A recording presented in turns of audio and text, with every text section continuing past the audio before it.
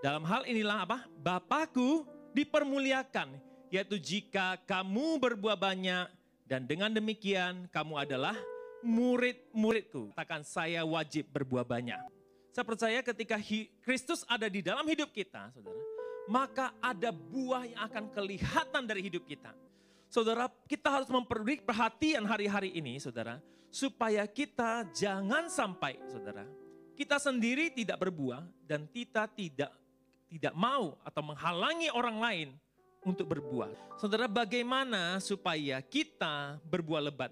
Yang pertama, kita terus tinggal di dalam Yesus dan terus-menerus ada di dalamnya. Mungkin banyak yang berkata, saya sudah kok menerima Yesus Kristus sebagai Tuhan. Ya, itu adalah first step. Tetapi pertanyaannya, apakah kita terus-menerus ada di dalam Dia atau tidak, saudara? Ranting itu harus terus-menerus melekat kepada pokoknya, saudara. Demikian juga sebagai orang-orang percaya, Tuhan berkata, hei kamu tidak dapat berbuah, kamu tidak dapat melakukan apa-apa di luar aku, saudara. Artinya kita harus terus-menerus ada dan tinggal di dalam Dia. Katakan amin. Nah, adalah omong kosong jikalau kita mengaku ada di dalam Dia. Tapi yang keluar dari hidup kita bukan buah-buah Kristus. Bukan ciri-ciri kehidupan Tuhan Yesus. Karena namanya orang Kristen itu adalah orang-orang yang bertobat. Bertobat itu artinya saudara berbalik 180 derajat, saudara. Itu adalah bertobat, saudara. Meninggalkan jalan-jalan yang jahat 180 derajat, bukan 45 derajat, bukan 90 derajat, ya. Bukan juga 360 derajat, ya. Sudah balik lagi, saudara. Ada yang pertama-tama menggebu-gebu, saudara. Waktu percaya Yesus, wah aku mau melayani kau ini. Di tengah jalan, saudara, seperti ban gembos, cus, saudara. Malas, saudara. Gak pernah lagi ikut bersekutu, gak pernah lagi ke gereja, gak pernah lagi dengar kabar, saudara ya.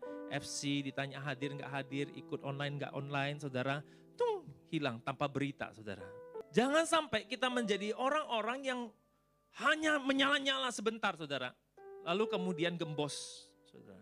Hari-hari ini kita perlu terus-menerus tinggal di dalam Yesus. Terus-menerus antusias di dalam Yesus. Terus-menerus cinta akan Tuhan. Terus-menerus bersekutu dengan Tuhan. Yang mau katakan amin. Jika kamu tinggal di dalam aku dan firman-Ku tinggal di dalam kamu. Bagian yang kedua, saudara. Bagaimana supaya kita menjadi orang Kristen yang berbuah lebat adalah pastikan firman-Nya yang ada di dalam kita. Gak mungkin tanam mangga. Mintanya buah apel. Ya mungkin mangga apel, saudara ya. Tapi mangga apel ya mangga, saudara, bukan apel, saudara. Saudara, kita harus memastikan benih yang tertanam di dalam hidup kita, kalau kita mau berbuah buat kerajaan Allah, maka yang ditanam di dalam hidup kita harus benih yang namanya firman Allah. Katakan firman Allah.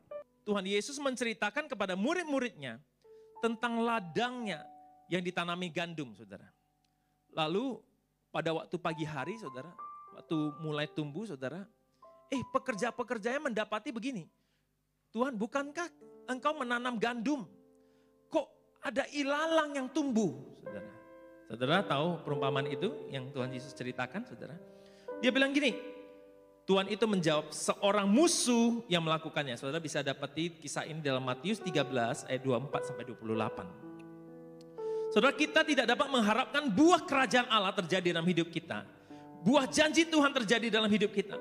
Buah kuasa Allah terjadi dalam hidup kita. Kalau sehari-hari yang kita tumbuhkan bukan benih ilahi, tapi benih yang namanya benih iblis atau benih ilalang. Ketika benih ilahi ditaburkan dalam hidup kita, seharusnya apa yang terjadi? Karya Tuhan yang terjadi. Janji Tuhan yang terjadi, saudara. Doa yang dijawab dan bahkan keajaiban-keajaiban dikerjakan oleh Tuhan Yesus terjadi. Kita pasti menjadi begini, saudara. Pribadi yang bersemangat, saudara. Pribadi yang antusias di dalam Tuhan. Yang menghasilkan buah-buah buat kerajaan Allah. Karena kenapa? Pohonnya itu Tuhan Yesus, saudara. Tuhan Yesus itu pohon yang baik atau pohon yang tidak baik? Pohon yang baik, saudara. Pohon yang baik itu menghasilkan nutrisi yang baik bahkan sampai ke ranting-rantingnya. Pokok kita itu Tuhan Yesus. Kalau Tuhan Yesus menjadi pokok kita, hasil kita kalau kita yang tinggal di dalamnya pasti bagus. Katakan amin. Ini yang Tuhan Yesus hasilkan dalam hidup kita orang-orang percaya, saudara. Tetapi saudara, kalau hasilnya dari benih lalang yang ditanam oleh si jahat, saudara, maka apa yang terjadi?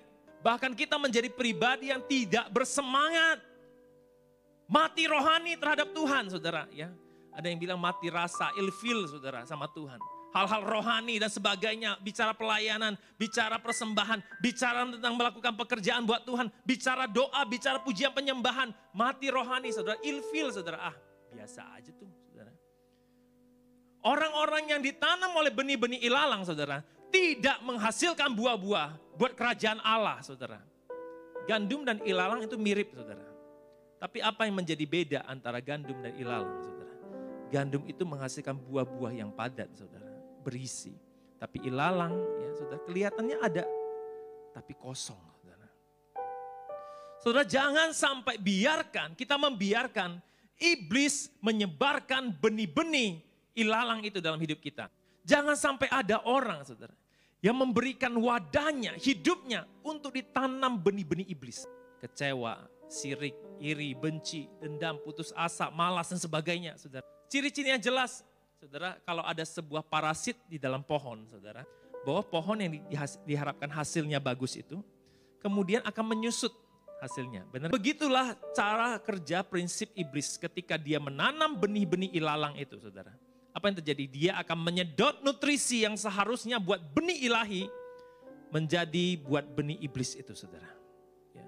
Dia akan kemudian tumbuh besar bahkan lebih besar daripada pohon yang harusnya berbuah itu saudara. Perkataan itu ibarat benih. Itu adalah firman Tuhan. Adalah benih saudara yang ditabur.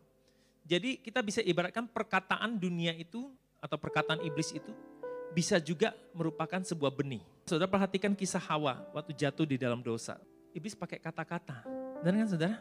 Dia tipu si Hawa pakai kata-kata. Saudara, apa yang ditanamkan oleh si iblis itu kepada diri Hawa?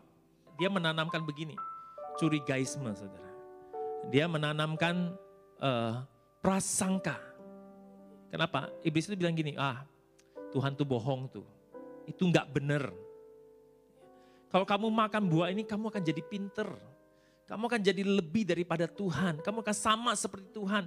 Tahu bedain yang benar dengan yang salah. Saudara, kemudian dalam hati Hawa apa? Oh, rupanya Tuhan tipu saya ya. Rupanya Tuhan berkata bohong ya sama saya ya. Oh, Tuhan kok begitu ya? Saudara, hari-hari ini jurus yang sama, saudara, dilancarkan iblis untuk menggoyahkan kepercayaan kita sama Tuhan. Saudara, pastikan jangan sampai biarkan perkataan-perkataan iblis, benih-benih ilalang itu tertanam dan tumbuh dalam hati kita.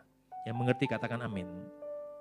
Saudara, saya senang kalau kita rajin, saudara ya, gali Alkitab, kita rajin dengar khotbah hamba-hamba Tuhan dan sebagainya, saya senang saudara ya. Tapi saudara, waktu jajan tolong pilih-pilih saudara. Saudara mau mendengarkan penyampaian firman Tuhan, tafsiran dan sebagainya, saudara pilih-pilih saudara. Ya. Kenapa? Ya. Yang namanya jajan di luar tidak selalu baik kan gitu ya. Saudara, saya mau ibaratkan begini. Kalau orang tua di dalam rumah, ya, itu pasti pengen anak-anaknya itu mendapat yang terbaik, benar kan? Ya, para orang tua di sini. Ya. Masaknya itu pasti yang terbaik, ya. Micinnya dikurangi gitu ya, saudara ya. Terus makanannya dibersihkan terlebih dahulu dan sebagainya, saudara. Meskipun rasanya mungkin kalah dibanding yang micinnya banyak, saudara. Tapi kita tahu, oh saya akan kurangi ini kenapa? Saya mau anak saya sehat. Saya mau anak saya tumbuh dengan baik, kan gitu saudara. Ya. Tetapi kalau jajanan di luar saudara, ya, maaf ya sekali lagi bukan menyerang yang berbisnis makanan saudara ya. Tapi tidak jarang ya, yang di luar sana tidak peduli saudara. Saudara perhatikan lebih banyak firman yang disajikan di rumah rohani kita. Kurangi hal-hal yang akan membuat Anda bingung hari-hari ini saudara. Yang membuat Anda galau untuk ikut firman Tuhan atau apa saudara. Saya mau menasehati setiap kita, saudara. Mari perhatikan betul-betul firman Tuhan. Ikuti aja firman. Biar firman Tuhan yang jadi patokan kita. Saudara juga pastikan, saudara. Hari-hari ini kalau benih Allah ditaburkan, kita tuh pasti antusias ngikut Tuhan. Bukan malah mundur dari pelayanan, saudara. Bukan malah nggak mau melayani, malas melayani, saudara. Perhatikan kalau itu terjadi, jangan-jangan benih ilalang lagi tumbuh di dalam hatimu.